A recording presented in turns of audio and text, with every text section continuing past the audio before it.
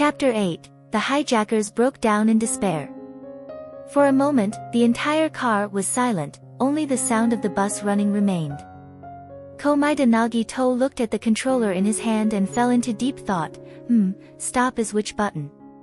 Dazai-sama reached over to look, stretched out his hand and pressed this. Kudo Shinichi was fine, knowing that Dazai-sama was a mafia, he should understand, but the others felt their hearts stopped. Especially the group of hijackers, because too many things happened in a short period of time, leaving them unable to digest what Dazai-sama meant when he said, "Do not carry a gun," directly panicked and said in unison, "Wait. What do you understand? Don't press anything. What if it explodes?" The closest hijacker instinctively rushed forward, wanting to take the controller, but Dazai-sama was closer, so without any hesitation, he pressed the button that he had set his sights on. The hijackers immediately froze as if they had been pressed the pause button. Everyone else also stopped breathing, their eyes widened. Only the driver was anxiously driving, while observing the situation through the rear-view mirror, taking advantage of the moment when no one was paying attention to himself. He secretly pressed the distress button. Dazai-sama discovered something was wrong, and pressed it again. Is this controller broken? The countdown doesn't stop. One of the hijackers was immediately in despair. I checked it before getting in the bus, how could it be broken? But I pressed it and it didn't respond.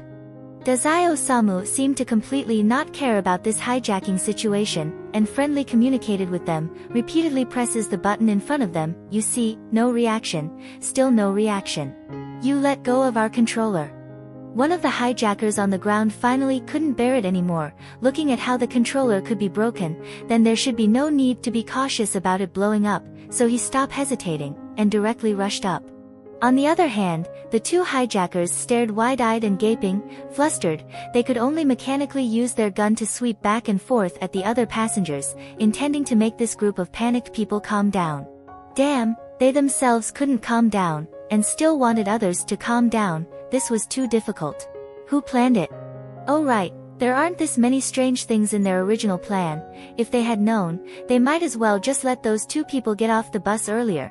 After all, even if they get off the car and call the police, waiting for the police to come requires time. Sigh, everything is ruined from just one mistake. With this many variables, it really makes the hijackers despair to the point of going bald. In the end, the hijackers' leader can only choose the most effective method and casually shoot at the window. Everyone immediately quiets down. The leader also gently exhales. Quiet, you. Open the window a little wider. He pointed at the passengers who were trembling and fully opened the window that was originally half opened. The leader turned his head to his companion and said, "Throw your bomb away."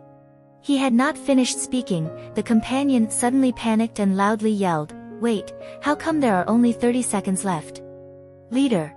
The leader immediately turned his head to look towards the direction of the hijacker who had snatched the controller. At this time he discovered that his companion had been subdued. The youth, who was wearing more mafia-like clothes than their own, was sitting on his companion's back. The youth's feet were stepping on his companion's head, seeming to be studying the controller. Just now you guys seem to have hit the start button. Standing at one side, the silver-haired youth pondered. So only the stop button was broken? Is it the time to talk about this? Why was only the stop button broken? Can't they all break if they want to be broken? The leader's face was in despair and rushed forward, snatching the backpack from the seemingly still trembling companion's hand, that led their movement to be very slow, directly throwing it out the open window. The driver also didn't stop to quickly drive away from the exploded zone. It's until now that the leader completely let out a sigh of relief. He should have done so originally, and not hesitated because of the price of the bomb, thinking whether or not he could still recover the bomb. Indeed, people cannot be without money. If he is a rich person, he will not let things develop to this point before painfully giving up the bomb. But if he has money, why would he still do these things to cause trouble? So this is a paradox. A lot of things had happened very quickly in less than 10 minutes, making the leader unable to help but fall into philosophical self-questioning. The driver also finally let out a sigh of relief. Must know that he has made up his mind just now, to stop the car and open the door despite the danger of being shot to escape. If the problem is solved now, no. The problem is not solved. Aren't there still the hijackers? What if these two bags are also bombs? The joy of living is so short-lived. Clearly realizing the reality of the situation, the driver once again fell into agony. The atmosphere inside the bus is very strange. Although they solved that strange bomb just now, the hijackers on the contrary are more nervous than before. The reason is, their companions, clearly holding a gun, their physical strength is also stronger than normal people, but is still suppressed by a skinny-looking teenager, not to mention, the gun also falls into the teenager's hand. This hijacking is really disastrous. However, even if only 2 hijackers left can move freely, the passengers still do not dare to act rashly. After all, they have real guns in their hands. They might also have more bombs in the other backpacks. What if they accidentally start the timer in the process of fighting? The leader adjusted his mood a bit, and began to negotiate. So, we will let you 2 go at the next stop, and let you do whatever you want once you leave. But you can't do anything until then, how about that? His intuition told him that if these 2 people get off the car, his plan would go much smoother. Just now the situation was too chaotic, so he couldn't react, but now that everything calmed down, aside from the silver-haired youth, the black-haired youth who subdued his companion, his suppression method is skillful and practical. Someone with a strong figure like that can't even move in this posture. The way that youth play with the gun exudes a dangerous aura, and recall before how this 2 youth discuss whether they carry a gun or not.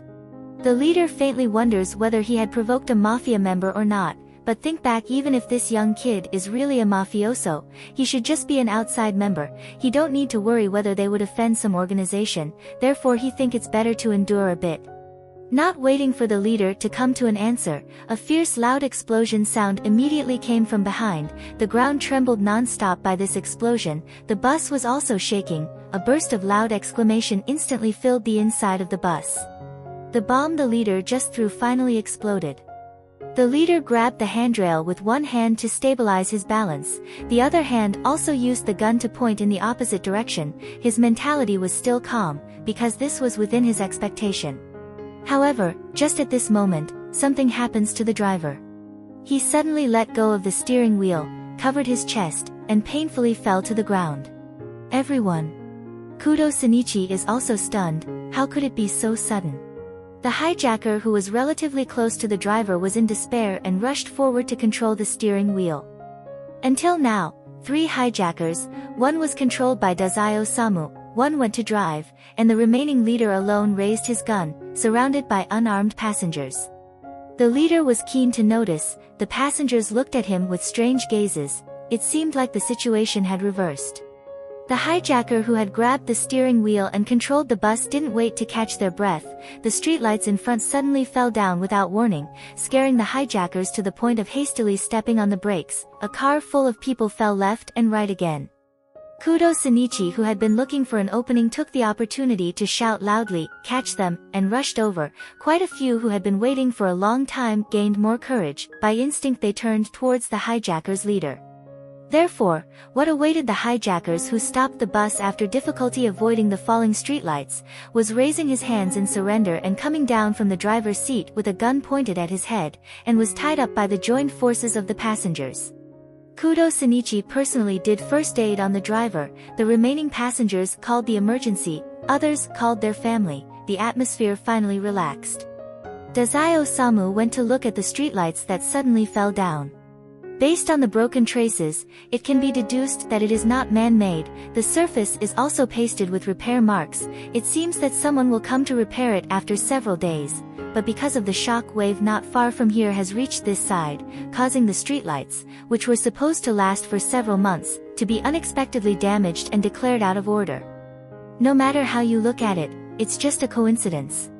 Halfway in, Dazai-sama had already let go of Komaeda Naruto's hand, but everything that had happened within this time was enough for Dazai-sama to feel that even if he activated no longer human, the development of this situation would not have any changes. Komaeda Naruto's luck was truly wicked, and it was even harder to control when it's not an ability. Dazai-kun, you will catch a cold like this. An umbrella appeared over Dazai-sama's head as he squatted by the roadside, inspecting the streetlights. Drenched from head to toe, Dazai-sama stood up and noticed something in his arms. Komaeda-kun, this is a cat. Komaeda Naruto opened the umbrella with one hand, and hugged a wet cat with the other. When I got off the bus just now, I saw it hiding in the grass on the side, and when it saw people coming, it didn't leave. It seemed to be injured in the leg. Komaeda Naruto checked the wound a bit, and felt that the scattered debris had injured the nearby cat when the streetlights had fallen.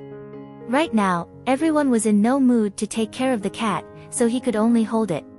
This is a long-haired cat. Under normal circumstances it should be a ball of fluff, but at this moment, because of the rain, the fur was soaked. The neck part of the necklace was also visible quite a bit. Dazai-sama reached out to hook the cat necklace, lowering his head to look at the gemstone on it. It is possible that people who do not know will think this gemstone is a fake, feeling that no one would put such precious things on a cat, but Dazai-sama can tell. This necklace with a gemstone should be worth several $100,000.